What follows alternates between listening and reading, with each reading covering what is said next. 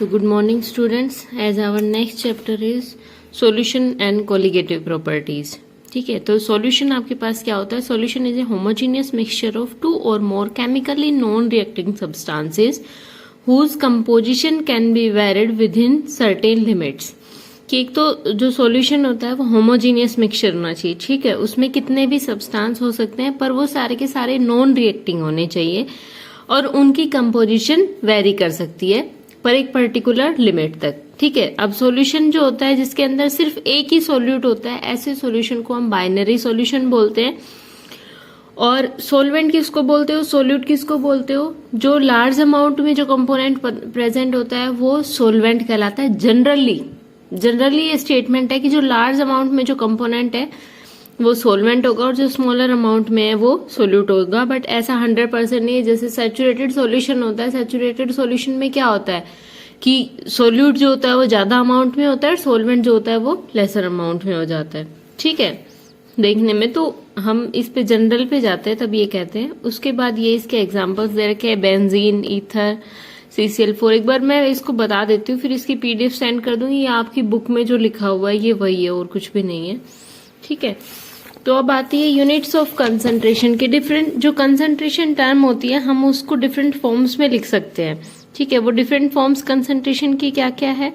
Concentration होता क्या है? Concentration is the amount of solute dissolved in a non amount of solvent और solution. कि कंसंट्रेशन सोल्यूट की कितनी अमाउंट है जो कि एक नॉन अमाउंट ऑफ सोल्यूट में, कि हमें पता हो कि इतने सोल्वेंट में या सॉल्यूशन में हमने कितना सोल्यूट डाला है, तो वो जो कितनी अमाउंट सोल्यूट की है वही उसकी क्या हो जाती है? कंसंट्रेशन हो जाती है. ठीक है, अब ये इसके डिफरेंट टर्म्स है जिसमें इनको रिप्रेजेंट करते हैं. That is molarity, molality, normality, mole fraction, strength, pass percentage by weight, percentage by mass, ppm, formality, mass fraction, mole fraction.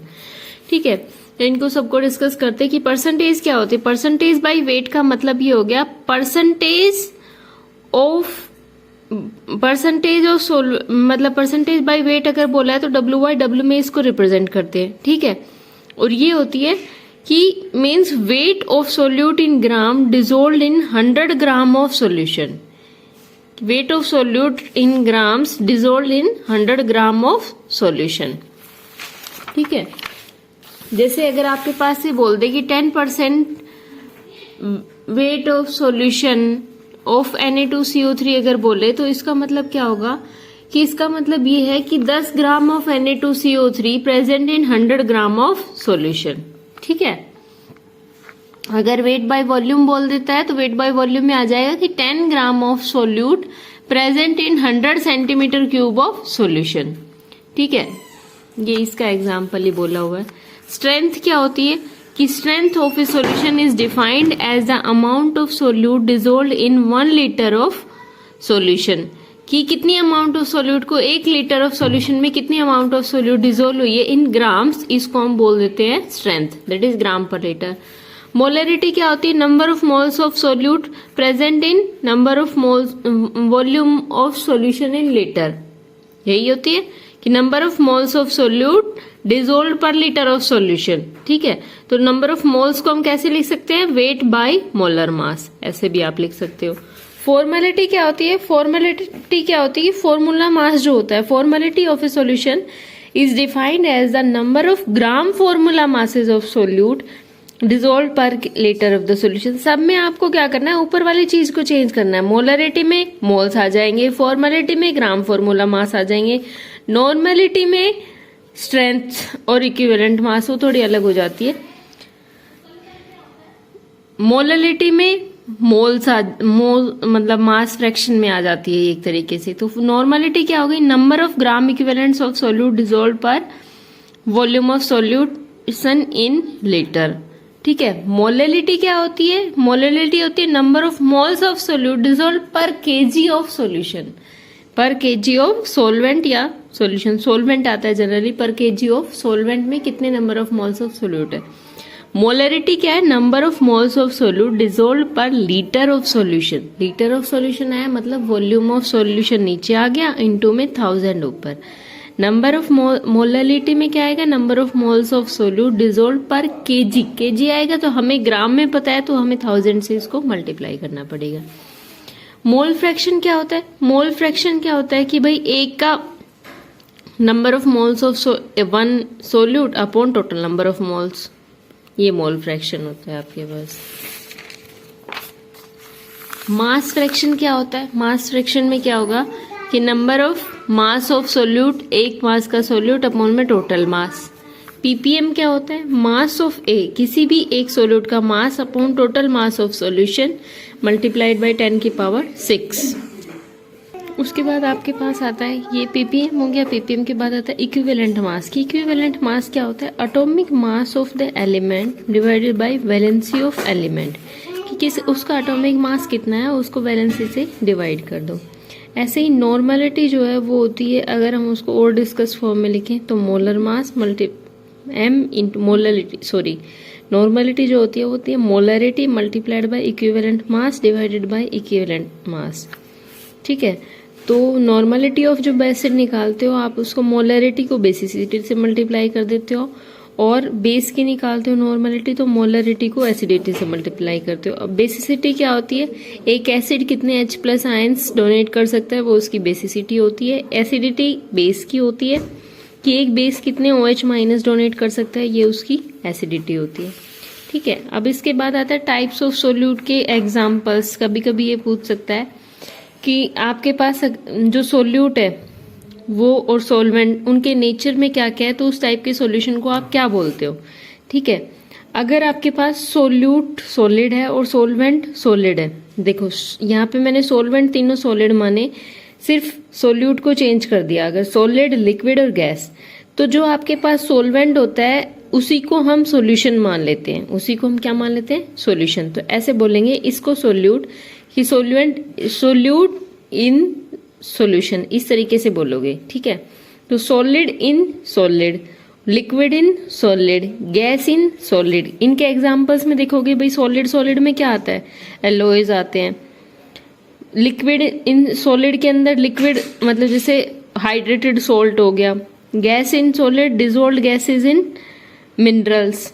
ठीक है, दूसरा मान के चलते हो जिसके अंदर सॉल्वेंट लिक्विड है और ये आपके पास तीनों चीजें हैं, तो मैं बोलूंगी क्या इसको, solid in liquid, liquid in liquid, gas in liquid. ठीक है, इस तरीके से आप सॉल्यूशन को बोलोगे।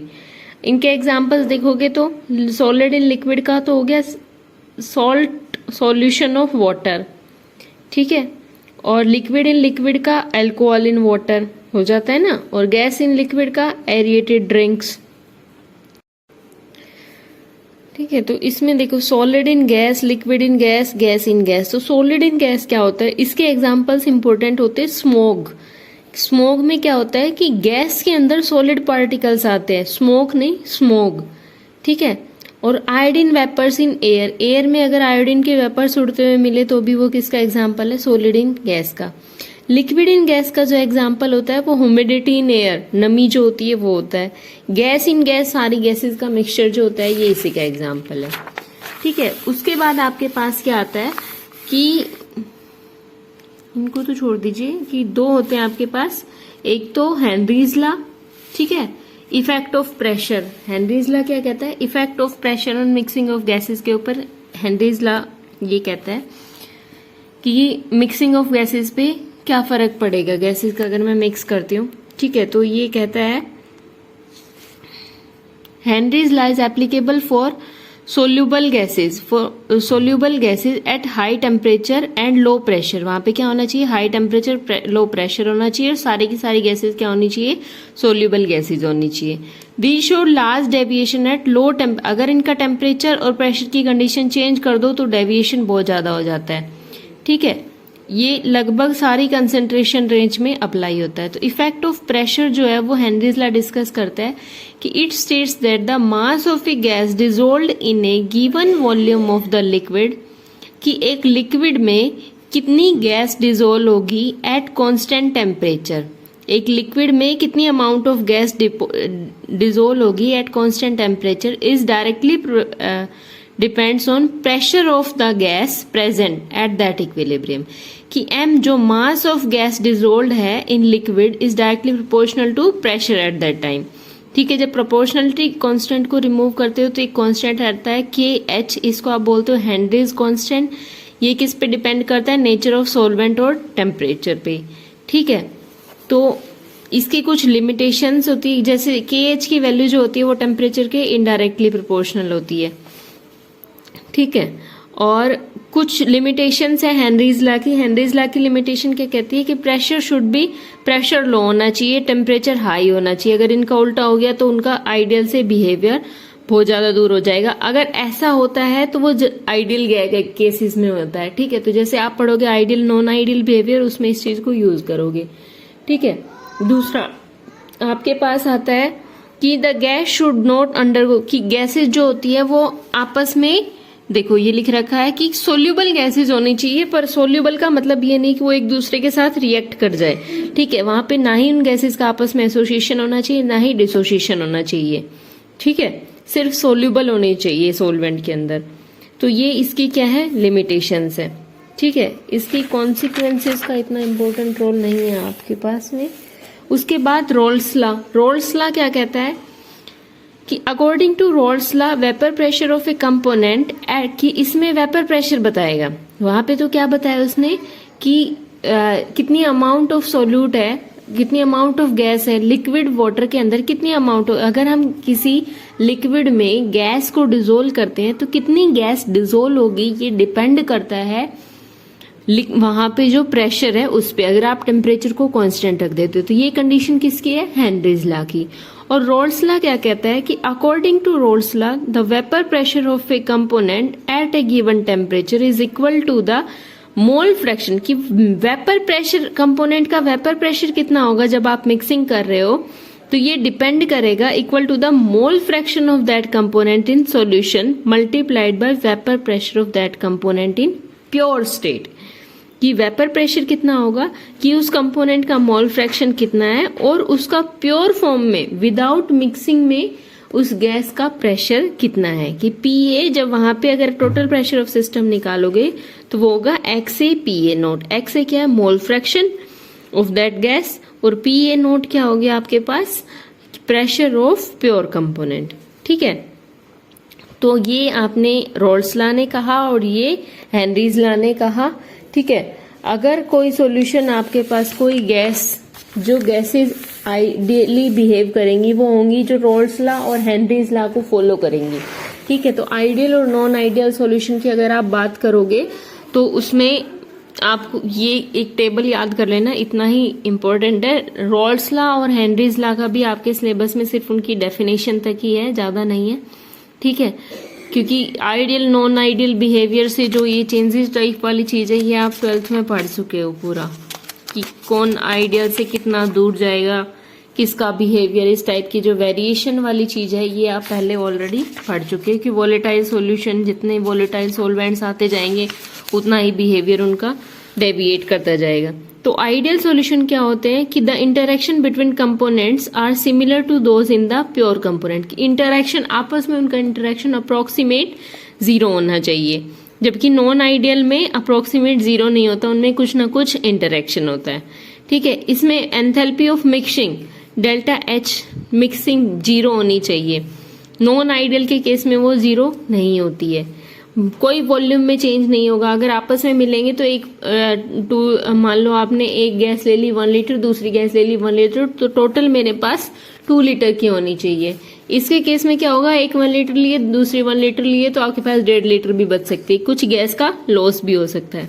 ठीक है, और जो ये टेम्परेचर प्रेशर के ऊपर अगर कोई रोल्स लॉ और हेनरीज लॉ को फॉलो कर रहा है तो वो सॉल्यूशन आइडियल सॉल्यूशन कहलाते हैं, और जो इनको फॉलो नहीं करते वो नॉन आइडियल सॉल्यूशन कहलाते हैं। ठीक है, तो यहाँ तक आपके पास हो गया कि आइडियल नॉन आइडियल सॉल्यूशन क्या है और method of expressing concentration of solution. उसके बाद एक्टिविटी और ये सब बाद में देखेंगे। ठीक है, थैंक यू।